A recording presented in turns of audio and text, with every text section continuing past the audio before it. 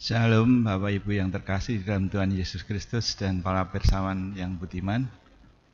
Jumpa lagi dalam Sapaan Rohani GKJ Cakraningratan.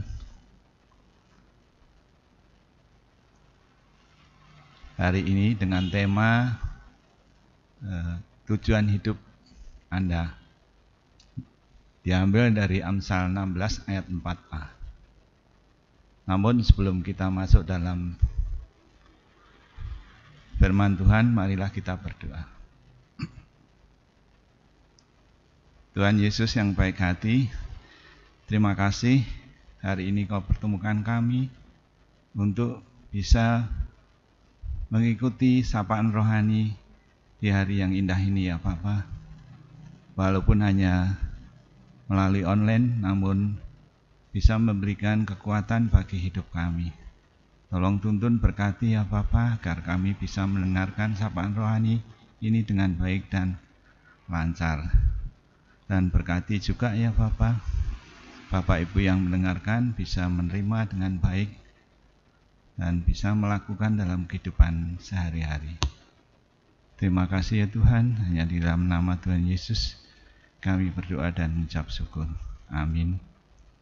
Bapak Ibu yang terkasih di dalam Tuhan Yesus Kristus, tema kali ini udah saya sampaikan dari depan tadi, yaitu tujuan hidup Anda. Bapak Ibu, hidup di dunia ini, panjenengan sami pasti punya tujuan. Karena manusia adalah ciptaan yang sempurna di hadapan Tuhan. Dan tujuan hidup di sini ada dua macam, yaitu secara rohani dan jasmani. Dan itu semua perlu kita maknai dalam kehidupan kita sehari-hari. Secara jasmani, mungkin Bapak Ibu tahu sendiri tujuan hidup dalam tahun ini apa, monggo. Tapi yang kami ketengahkan di sini adalah tujuan hidup secara rohani. Namun tujuan hidup jasmani maupun rohani harus seimbang karena kita masih hidup di dalam dunia ini. Bapak Ibu yang terkasih di dalam Tuhan Yesus Kristus, mengawali hari yang baru ini, kuatkan dan teguhkan hati Bapak Ibu untuk menetapkan tujuan hidup. Untuk menetapkan tujuan hidup apa di dalam tahun ini. Tentunya sebagai orang Kristen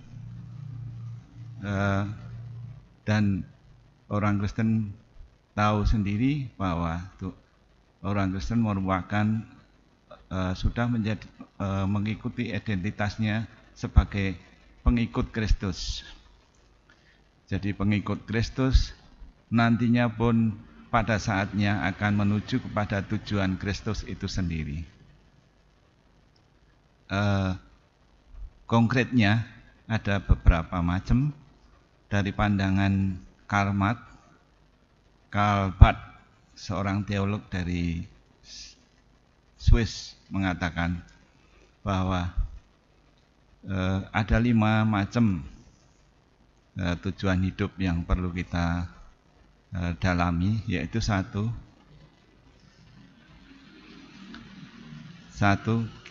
kita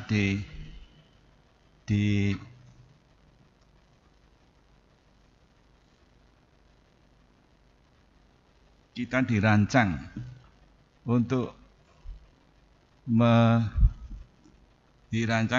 menyukakan hati Tuhan, apapun itu bentuknya, menyukakan hati Tuhan. Dalam bahasa Inggris disebut you were planned for God is pleasure. Yang kedua adalah dibentuk untuk menjadi keluarga Allah. Dalam bahasa Inggris, you were formed for God is family. Menjadi keluarga Allah tentunya sebagai orang Kristen pasti. Kita sebagai pengikut Kristus pasti menjadi keluarga Allah.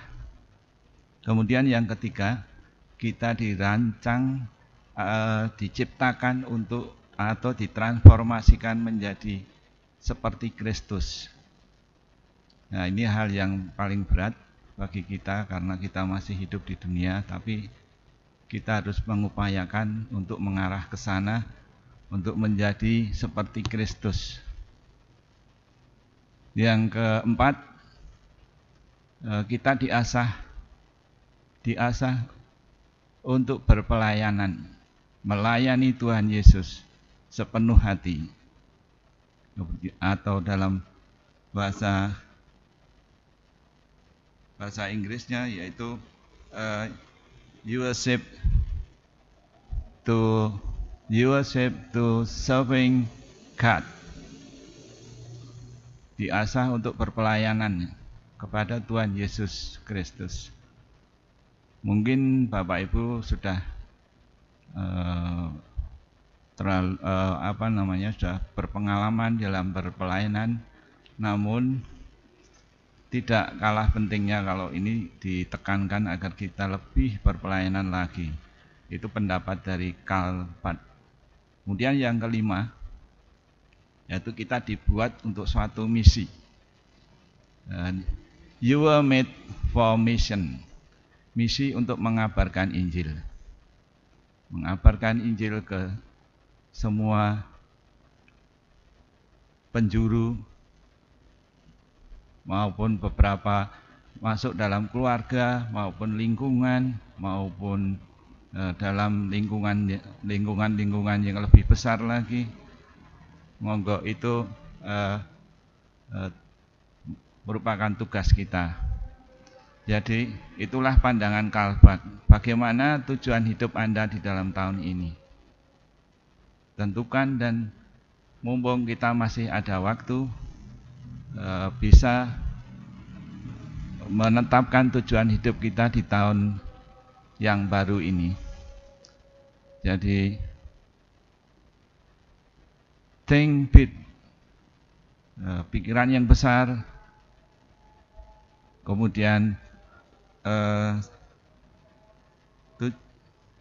think big, kemudian start small, lakukan yang terkecil dulu, action now.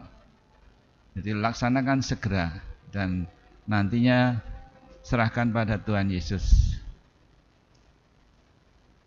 Monggo panjenengan yang bisa menentukan tujuan hidup Anda, namun silahkan jangan sampai lupa tujuan hidup secara rohani. Jangan hanya mengejar tujuan hidup secara jasmani.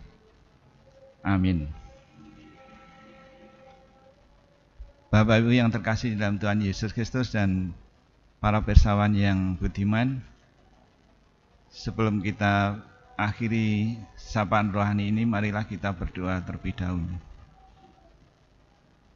Tuhan Yesus yang penuh kasih, penuh kuasa, penuh kemuliaan, terima kasih ya Bapa, sapaan rohani ini bisa berjalan dengan baik dan lancar. Kiranya juga kami Kau berkati ya Bapa, bisa melakukan kehendak-Mu sesuai dengan rancangan-Mu. Terima kasih ya Tuhan, ampuni segala dosa dan kesalahan kami. Hanya di dalam nama Tuhan Yesus kami berdoa dan mengucap syukur. Amin.